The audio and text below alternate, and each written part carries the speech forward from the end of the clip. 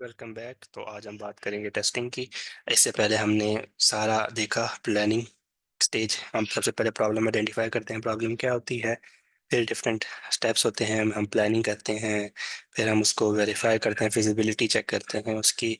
फिर requirements engineering होती है। फिर हमने डिज़ाइन फेस में हमने देखा कि कौन कौन से मेथड्स हम यूज़ करते हैं, और उसके बाद फिर हम डेवलपमेंट स्टार्ट कर देते हैं। डेवलपमेंट कंप्लीट हो जाती है तो उसके बाद हमारे पास स्टेप आ जाता है कि हमने चेक करना है कि जो चीज़ हमने बनाई है, इज इट वर्किंग राइट। जो चीज़ हम चाहते थे क्या ये वही बनी है, या ये कुछ इसमें कोई चीज़ गलत हो गई है। तो हम उसमें कोशिश करते हैं कि अगर कुछ गलत गलत हो गई है तो कस्टमर को देने से पहले उसको हम ठीक कर लें। So let's talk about the testing today. Okay, तो टेस्टिंग में हमारे पास दो तरह की टेस्टिंग होती है। एक टेस्टिंग होती है हमारे पास ब्लैक बॉक्स टेस्टिंग, दूसरी हमारे पास होती है white box testing. Black box testing में जो होता है वो हमारे पास कोड को हम नहीं देखते, हम सिंपली इनपुट्स देखते हैं और उनके अगेंस्ट आउटपुट देखते हैं कि ये सही आउटपुट्स दे रहा है। और वाइट बॉक्स टेस्टिंग में हमारे पास कोड भी सामने होता है और हम इनपुट और आउटपुट भी देख रहे होते हैं। इसकी मिसाल ऐसे ले लें कि आपने एक न्यू गाड़ी खरीदी है या एक न्यू गाड़ी मैन्युफैक्चर की है, तो उसको आप ब्लैक बॉक्स टेस्टिंग करेंगे तो आप उसकी टेस्ट ड्राइव करके देखेंगे कि गाड़ी सही चल रही है और इसकी मैक्सिमम स्पीड, मतलब आप वैसे गाड़ी को देखेंगे। लेकिन जब आप उसकी वाइट बॉक्स टेस्टिंग करेंगे तो साथ साथ आप गाड़ी चला भी रहे होंगे और साथ साथ आप उसके इंजन के अंदर एक अंदर, मतलब वहाँ पे इंजन के अंदर तो नहीं, मतलब जहाँ पे उसका इंजन वगैरह रखा हुआ है, बाकी सारी डिवाइसेस आप उसमें काम कर रहे हैं, वो वाला जो एरिया वहाँ पे आप डिफरेंट कैमरास वगैरह लगा के देख रहे होंगे कि जब मैं स्पीड बढ़ा रहा हूँ, जब मैं एकदम से ब्रेक लगा रहा हूँ तो कहाँ पे चेंजेस आ रही हैं। जैसे डिफरेंट प्रोसेसेस को आपस में सही काम करना चाहिए वो वैसे काम करें। तो ब्लैक बॉक्स टेस्टिंग में हम क्या सिंपली इनपुट्स एंड आउटपुट्स को देखते हैं कि इनपुट्स के अगेंस्ट सही आउटपुट आ रही है। जब गाड़ी चलाते हुए मैं ब्रेक दबाता हूँ तो गाड़ी रुक जाती है, जब मैं इसको स्टेयरिंग व्हील को मोड़ता हूँ तो गाड़ी मुड़ती है। और जो इसकी मैक्सिमम स्पीड है, इसको 250 किलोमीटर पर आवर तक जाना चाहिए, उस पर जाती है। इंडिकेटर लाइट सही काम कर रही हैं, तो ये हम इनपुट्स के अगेंस्ट आउटपुट्स चेक कर रहे हैं। लेकिन जब हम देख रहे हैं इनपुट्स के साथ कोड्स भी देख रहे हैं और उसको आउटपुट भी देख रहे हैं, इंटरनल फंक्शनिंग भी देख रहे हैं, तो हम इसको कहते हैं वाइट बॉक्स टेस्टिंग। तो सॉफ्टवेयर में हमारे पास क्या होता है कि हम इनपुट के अगेंस्ट आउटपुट चेक करते हैं। फॉर एग्जांपल, अगर एक कोड हमने लिखा है sum is equal to A plus B का, तो उसमें अगर हम उसको दो वर्ड्स देते हैं, दो नंबर्स देते हैं 5 और 4, तो हम उसको कहते हैं कि इनको सम करो और वो हमें माइनस करके 1 आंसर कर दे, तो हम कहेंगे यार ये तो आंसर नहीं, सब लॉजिक में कहीं गड़बड़ है। तो लेकिन ये है कि जब हम उसको देखें, इनपुट भी दे रहे हैं आउटपुट भी देख रहे हैं, साथ में हम देख रहे हैं कि कोड में क्या लिखा हुआ है, कि सम में ए प्लस बी की जगह ए माइनस बी लिखा हुआ है, तो वो हमारे पास वाइट बॉक्स टेस्टिंग होती है जिसमें हमारे पास कोड भी सामने विजिबल होता है। बस ये याद रख लें कि ब्लैक बॉक्स टेस्टिंग में हमारे सामने कोड हमारे सामने नहीं होता, इनविजिबल होता है। हम सिर्फ इनपुट्स के अगेंस्ट आउटपुट को वेरीफाई कर रहे होते हैं कि जो इनपुट के अगेंस्ट सही आउटपुट आ रही है। जबकि वाइट बॉक्स टेस्टिंग में हमारे पास हमें कोड भी विजिबल होता है।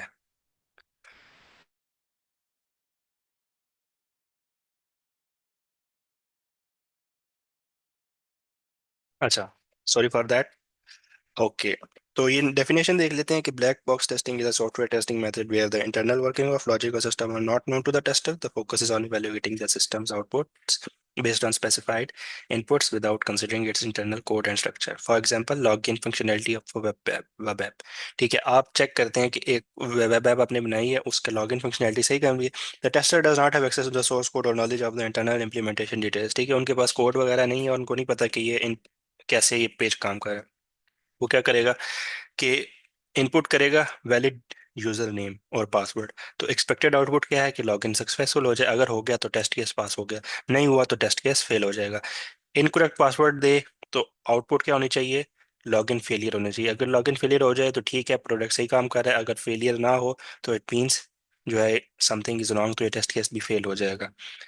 अगर इनवैलिड यूजर नेम दे तो पास एक्सपेक्टेड पास आउटपुट होनी चाहिए कि लॉगिन फेलियर। ठीक है, तो हो जाए लॉगिन फेलियर हो जाए, वो कहे कि पासवर्ड इज रॉन्ग, तो मतलब टेस्ट केस ये भी पास हो जाएगा। अगर वो लॉगिन फिर भी कर दे तो ये टेस्ट केस भी फेल हो जाएगा। एम्प्टी यूजर नेम और पासवर्ड के बगैर अगर वो इन लॉगिन कर पे क्लिक करे और लॉगिन हो जाए तो ये टेस्ट केस फेलियर हो जाएगा। लेकिन अगर लॉगिन नहीं हो तो ये टेस्ट केस भी पास हो जाएगा। तो इस तरीके से हम टेस्ट करते हैं।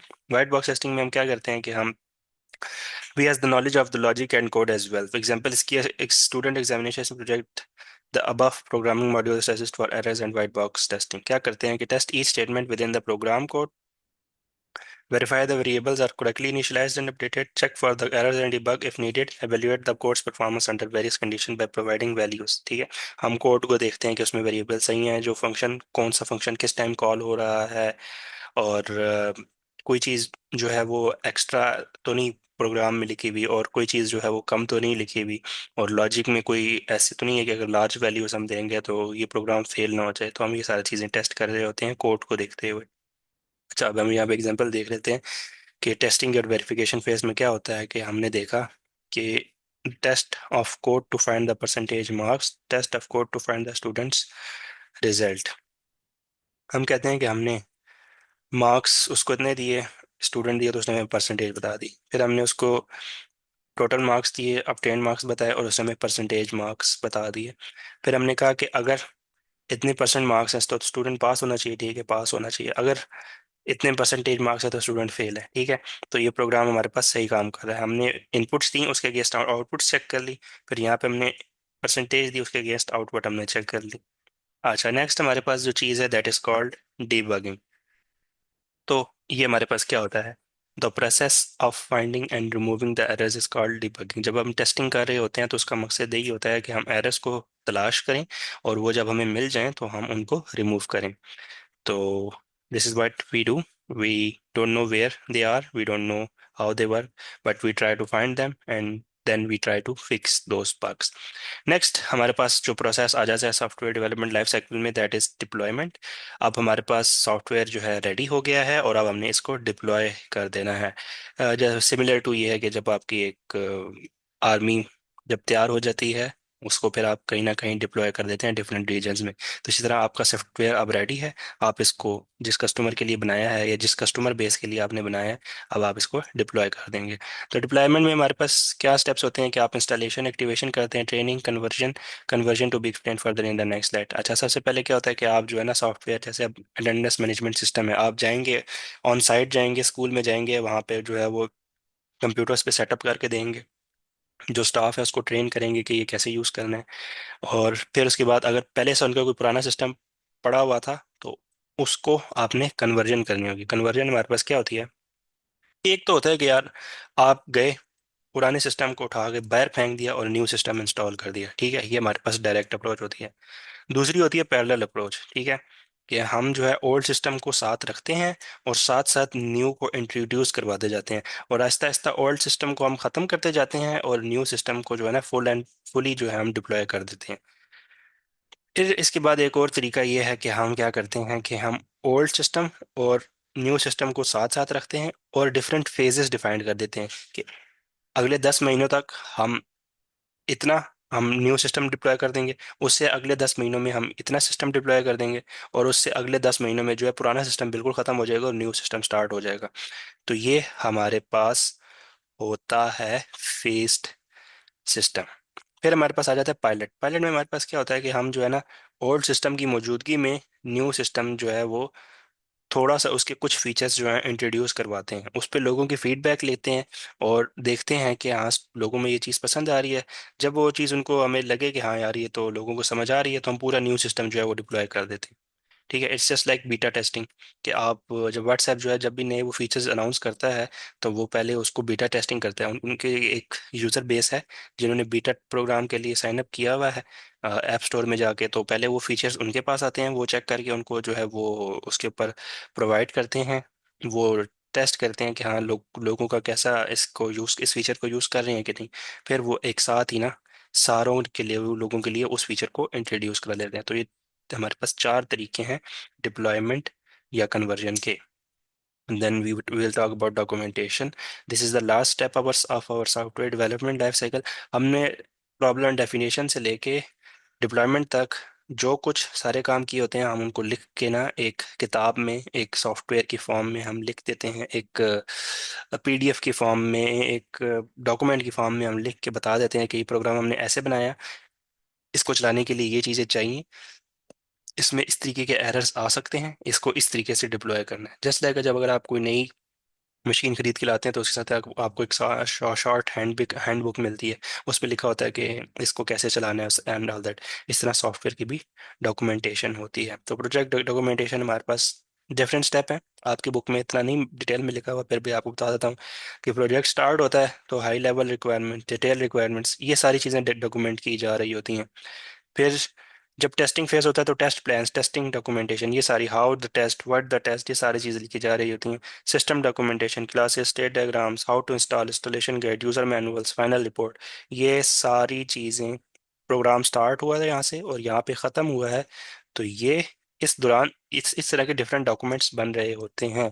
इन सारे डॉक्यूमेंट्स को हम एक कंपाइल करते हैं, एक डॉक्यूमेंट में बना लिखते हैं, और प्रोजेक्ट के साथ ही जो हमारा कस्टमर होता है उसको तो समटाइम्स हम उसको भी दे देते हैं, नहीं तो ये हम अपने पास रखते हैं, क्योंकि हमें सॉफ्टवेयर जो है ना, उसके बाद जो अगला हमारा पास स्टेप है, दैट इज सॉफ्टवेयर मेंटेनेंस। तो सॉफ्टवेयर को जब मेंटेन करना है तो हमें पता होना चाहिए, अब एक सॉफ्टवेयर कंपनी में ना लोग छोड़ के जाते रहते हैं, न्यू लोग आते रहते हैं, तो जो न्यू लोग आते हैं उनके लिए ज़रूरी है कि जो कंपनी ने डिफरेंट सॉफ्टवेयर बना के डिप्लॉय किए हुए हैं तो उसको मेंटेन भी करना होता है। कुछ एरर्स आ जाते हैं, डिफरेंट रिक्वायरमेंट्स आ जाती हैं, उनको कहना होता, वो कहते हैं कि हमें ये फीचर चाहिए, तो जो नए लोग हैं उनके लिए ये डॉक्यूमेंटेशन बहुत ज़रूरी होती है। वो देखते हैं अच्छा ये कोड कब लिखा गया था, क्यों लिखा था गया था, कैसे लिखा गया था, तो वो फिर मेंटेनेंस में उनके लिए हेल्पफुल होती है डॉक्यूमेंटेशन। मेंटेनेंस की डिफरेंट टाइप्स है, corrective maintenance, preventive maintenance, perfective software maintenance and adaptive software maintenance. Corrective ये है कि कोई एरर आ गया, ठीक है, सॉफ्टवेयर चलना बंद हो गया तो आप उसको ठीक करेंगे, तो that is called software maintenance. Preventive preventative software maintenance ये होगी कि आपको लगेगा यार एक सिक्योरिटी ब्रीच है, जिससे वल्नरेबल हमारी जो ऐप है वो वल्नरेबल हो गई है, तो उसको उसके थ्रू साइबर अटैक करके कस्टमर्स का डाटा जो है वो लीक किया जा सकता है। तो आप प्रिवेंटिव सॉफ्टवेयर मेंटेनेंस करते हैं, आप ऐसा कोड लिखते हैं जिससे ये काम ना हो सके। परफेक्टिव सॉफ्टवेयर मेंटेनेंस, आप देखते हैं कि यार जो हमारी ऐप है, जो हमने सॉफ्टवेयर बनाया है, इस तरह की मार्केट में जो डिफरेंट ऐप्स हैं उन्होंने ये चीज़ फीचर लॉन्च की है, तो आप उसको परफेक्ट करने के लिए फीचर, वो फीचर उसमें लॉन्च करते हैं, उसमें ऐड करते हैं। And similarly adaptive maintenance, with time users की डिफरेंट नीड्स होती हैं, उसके मुताबिक आप जो है वो फीचर्स ऐड करते हैं। अच्छा, अब हमने सॉफ्टवेयर डेवलपमेंट लाइफ साइकिल की 10 डिफरेंट स्टेप्स पढ़े, तो ये तो वैसे एक लाइफ साइकिल होती है, लेकिन आप हमारे पास डिफरेंट सॉफ्टवेयर डेवलपमेंट मॉडल्स मौजूद हैं जिसमें ये स्टेप्स कम कम ज़्यादा हैं और डिफरेंट हैं। अच्छा, मैं आपको बताऊं कि अब ये वाले जो मॉडल्स हैं ना, अभी हम जो पढ़ने जा रहे हैं, ये बहुत कम यूज़ होते हैं, इनके बजाय जो हमारे पास एक चीज यूज होती है, एक टर्म यूज होती है, एक पूरी फील्ड है, that is called development and operation DevOps. तो ये थोड़ा अजाइल से मिलता जुलती है।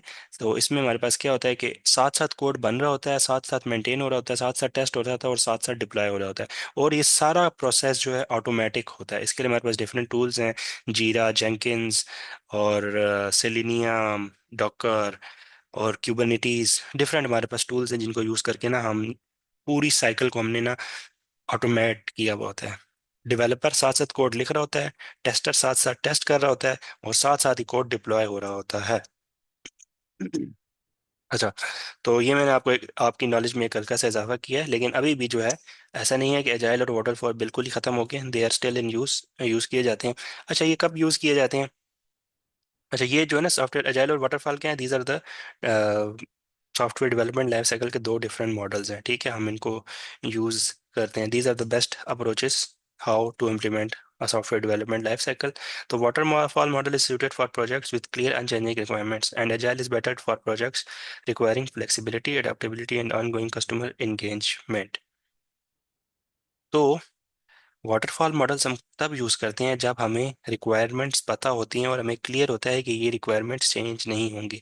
जैसे आपने जो एग्जामिनेशन मैनेजमेंट सिस्टम बनाना है, तो आपको पता है कि उसमें अपने स्टूडेंट्स की परसेंटेजेस कैलकुलेट करनी है, आप स्टूडेंट के मार्क्स कैलकुलेट करने हैं, उससे आप मैनेज कर सकें कि कौन सा स्टूडेंट जो है वो नेक्स्ट आगे जाएगा कि नहीं जाएगा, और अटेंडेंस वगैरह और बहुत सारी चीज़ें। तो रिक्वायरमेंट्स आपको क्लियर, तो आप वाटरफॉल मॉडल को यूज़ करेंगे। लेकिन अगर आपको नहीं पता कि प्रोजेक्ट जो है वो उसकी रिक्वायरमेंट्स बार बार चेंज हो सकती हैं, डिफरेंट हो सकती है, यूज़र जो है पहले कहे कि यार ये चीज़ मुझे चाहिए, फिर बाद में कहे कि कोई और चीज़ चाहिए, तो एजाइल में जो है आपके पास फ्लेक्सिबिलिटी होती है। आप एक फीचर बनाते हैं, उसको डिप्लॉय कर देते हैं, फिर कस्टमर से पूछते हैं आपको ये चीज़ चाहिए थी, कस्टमर कहते हैं हाँ ये चीज़ बिल्कुल ठीक की है तुमने, इसको इस तरीके से कर दो।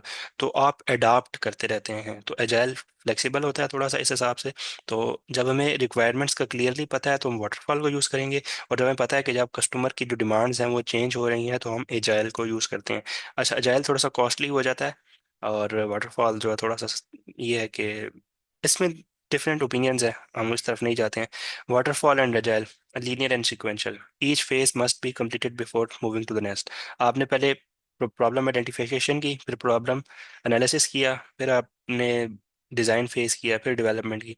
लेकिन इसमें क्या होता है कि iterative and incrementable development is broken into small cycles called sprints, ठीक है। आप पूरा सॉफ्टवेयर बनाने के बजाय शॉर्ट स्प्रिंट करते हो, एक हफ्ते, 2 हफ्ते, एक महीने की होती हैं स्प्रिंट्स। उसमें आप एक फीचर डेवलप करते हो और उसको डिप्लॉय कर देते हो, सब कस्टमर को बता देते हो कि हमने ये चीज़ बनाई है, इसकी आप मैंने बताएं कि हाउ इज दिस, हमने कैसा बनाया है, आपको ये चीज़ चाहिए थी। Less flexible, changes are difficult and costly once a phase is complete. अच्छा, आप क्योंकि एक तरफ जा रहे हो, इस तरीके से आ रहे हो, ठीक है, आपने पहला स्टेप किया, आप यहाँ तक पहुंच चुके हो, ठीक है। अब पीछे जाना मुश्किल है, ठीक है, फ्लेक्सिबिलिटी नहीं है। अब आप आगे जा सकते हो, आप डेवलप करके डिप्लॉय कर सकते हो। पीछे अगर वो कोई कहे कि यार मुझे ना ये चीज़ भी ऐड करके दो, न्यू रिक्वायरमेंट ऐड हो जाए, तो वो मुश्किल, ऐड करना मुश्किल हो जाता है, और वो फिर महंगा पड़ता है। Easily accommodates changes and new requirements through out the development. अच्छा, अब क्योंकि इसमें आप पूरा सॉफ्टवेयर तो एक साथ बना रहे नहीं हो, डिफरेंट फीचर्स जो है डेवलप कर रहे हो टाइम टू टाइम, और उसको जो है वो मेन सॉफ्टवेयर का ऐसा बनाते जा रहे हो, तो इसलिए आप इसमें फ्लेक्सिबिलिटी हमारे पास काफ़ी होती है। Limited involvement, feedback is mainly gathered at the end of the project. तो इसमें फीडबैक जो है हम डिफरेंट फेजेस में भी लेते हैं, फिजिबिलिटी और उस तरह के से हमने पढ़ा था। लेकिन यह है कि हम हर प्रोजेक्ट जो जो हम कर रहे होते हैं ना, बना रहे होते हैं प्रोडक्ट, हम उस बार बार जो है कस्टमर के पास नहीं जाते, हम एट दी एंड बस उसको डिप्लॉय करने के बाद उनसे उनकी फीडबैक लेते हैं। लेकिन इसमें हम कंटिन्यूस इन्वॉल्वमेंट होती है और फीडबैक इंटीग्रेटेड होती है। हर फीचर के बाद हम उनसे पूछ रहे होते हैं, हर स्प्रिंट के ऊपर हम उनसे पूछ रहे होते हैं कि how is this project working, is this what you wanted. अच्छा, इसमें एक कॉन्सेप्ट है स्कोप क्रीप का, और कोई भी प्रोजेक्ट बनाने से पहले ये ज़रूरी है कि आप कोशिश करें, आपने रिक्वायरमेंट्स अच्छे से जो है ना वो फाइनलाइज कर लेनी है। अगर आपने रिक्वायरमेंट्स जो है वो नहीं बताई, आपने कस्टमर को क्लियरली बताना है कि आपके बजट में ये चीज़ बनाई जा सकती है, और ये चीज़ हम नहीं बना सकते, क्यों हम मतलब हम नहीं बना सकते, आपका बजट इस चीज़ की इजाज़त नहीं देता। तो रिक्वायरमेंट्स आपके पास 10 हों, बजट उनके पास 5 का हो, और आपकी टीम की जो है वो एफिशिएंसी इतनी है कि वो 3 रिक्वायरमेंट्स को बना सकती है, तो then this is called scope creep. कि आपने एक जो है वो, मतलब ये कि आप एक छोटी सी ना, जैसे व्हाट्सएप की एग्जांपल ने, स्कोप क्रीप तो हम इसको नहीं कहेंगे, वैसे मैं वैसे जनरलाइज नहीं कर रहा, एक वैसे एग्जांपल दे रहा हूँ कि आपने एक जो है ना सिंपल बनानी थी कि ना, मैं हम एक मैसेंजर ऐप बनानी थी, ठीक है, कि लोग आपस में कम्युनिकेशन कर सके। उस फिर आप उसमें इतने फीचर्स डालते गए आप व्हाट्सएप जो है कुछ और ही बन गया, ठीक है। आप स्टेटस भी देख सकते हैं, आप इसमें वो डिफरेंट चीज़ें, मतलब एक किस्म का ना, अब तकरीबन तकरीबन इंस्टाग्राम ही बन गया है। तो इसको हम कहते हैं स्कोप क्रीप। अच्छा, स्कोप ये जिसने व्हाट्सएप की मैंने एग्जांपल दी ना, ये तो इसकी अपडेट्स है, ये इसका एक एवोल्यूशन का प्रोसेस है, विद टाइम इन्होंने चीज़ें की। लेकिन अगर ये पहली बारी में व्हाट्सएप ही अगर ये पूरी चीज़ बनाते बनाते जो है, मैसेंजर ऐप बनाने की जगह जो है वो इंस्टाग्राम की जो इंस्टाग्राम ऐप बना देता ना, तो वो हम कहते हैं कि उन्होंने बनानी एक सिंपल कम्युनिकेशन के लिए ऐप बनानी थी कि लोग आपस में कम्युनिकेट कर सके, उन्होंने एक सोशल मीडिया जो है एप्लीकेशन बना दी। तो ये हमारे पास स्कोप क्रीप होती है, जब आपके पास रिक्वायरमेंट्स क्लियर ना हो, ठीक है, आपके पास बहुत ज़्यादा आप सोच लें कि हम ये भी बनाएंगे, ये भी बनाएंगे, ये भी बनाएंगे, ये भी बनाएंगे, तो हमारे पास जो है स्कोप क्रीप हो जाता है, बहुत ज़्यादा चीज़ें हमारे पास गैदर हो जाती हैं, और फिर जो मेन चीज़ हमने बनानी होती है, और वो उससे फोकस हमारा हट जाता है। तो कम से कम रखें, इसको हम कहते हैं MVP, मिनिमम वायबल प्रोडक्ट, ठीक है। आपको पता होना चाहिए कि मेन फीचर क्या है, सबसे पहले उस पर फोकस करें, उसको बनाएं, जब वो बन जाए उसके बाद दूसरी फंक्शनैलिटीज के ऊपर जाएं। तो that was it. Coming up next is network topologies, and we will discuss about these. तो मिलते हैं आपसे नेक्स्ट वीडियो से। टेक केयर, अल्लाह हाफिज।